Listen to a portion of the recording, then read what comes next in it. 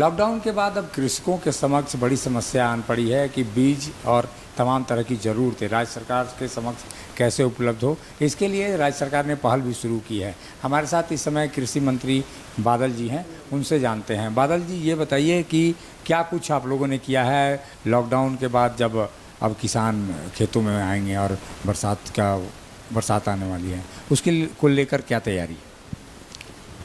सबसे पहले इस साल मानसून से पहले किसानों को जो बीज हर साल 50% सब्सिडी पे दिया जाता था, उपलब्ध कराने की कवायद शुरू कर दी गई है। आज सिंबॉलिक बीज वितरण रांची के कुछ किसानों के बीच किया गया और अगले 1-2 दिन में सभी जिला में पैक्स के माध्यम से बीज किसानों के लिए उपलब्ध हो जाएगा। ऐसी कवायद और भी है। कर्ज माफ़ी की जो 2000 करोड़ का बजटीय उपबंध, उसका भी ड्राफ्ट फाइनल चरण में है।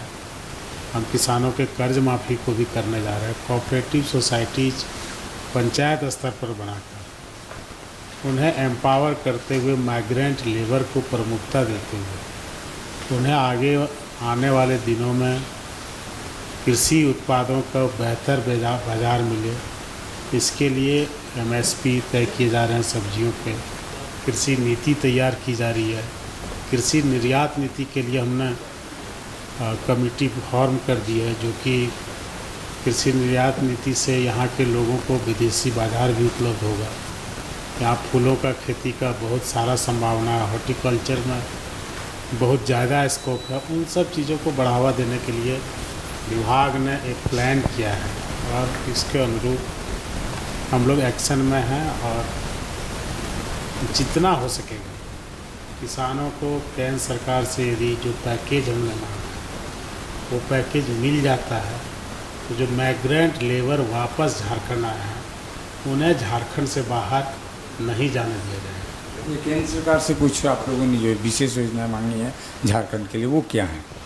हमने मांगा था 35 लाख किसान हैं, 22 लाख रजिस्टर्ड और 13 लाख जो रजिस्टर्ड अभी तक नहीं हुआ। उनके लिए प्रति किसान स्टार्टअप 10,000 रुपया मांगा था, 3500 करोड़ रुपया। फिर कर्ज माफ़ी हम सभी किसानों का करना चाहते हैं।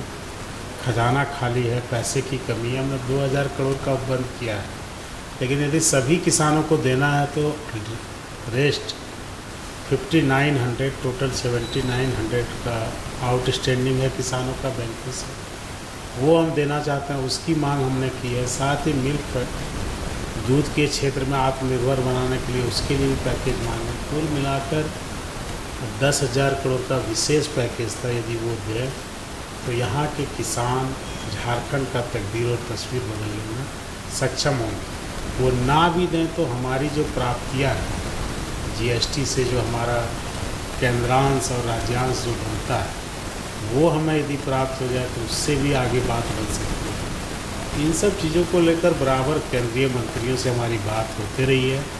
हमने उन्हें ध्यान आकृष्ट कराते हुए कहा है कि ये ट्राइबल स्टेट है, ये वीकर सेक्शन के लोग ज़्यादा यहाँ रहते हैं, आपको यहाँ विशेष ध्यान देने की ज़रूरत है। हालांकि दोनों जगह दो पक्ष की सरकार है। हम उनसे उम्मीद करते हैं कि कोरोना से जो परिस्थितियाँ उत्पन्न हुई, इस समय मौजूदा हालात में वो कोई भेदभाव नहीं करेंगे, अपनी ड्यूटी निभाएंगे। हमने केंद्र को हमेशा सहयोग किया, देश उनके साथ खड़ा है, हम उनके साथ खड़ा है। अब डिलीवर करने की बारी कि वो हमें कहाँ तक कोऑपरेट करती है।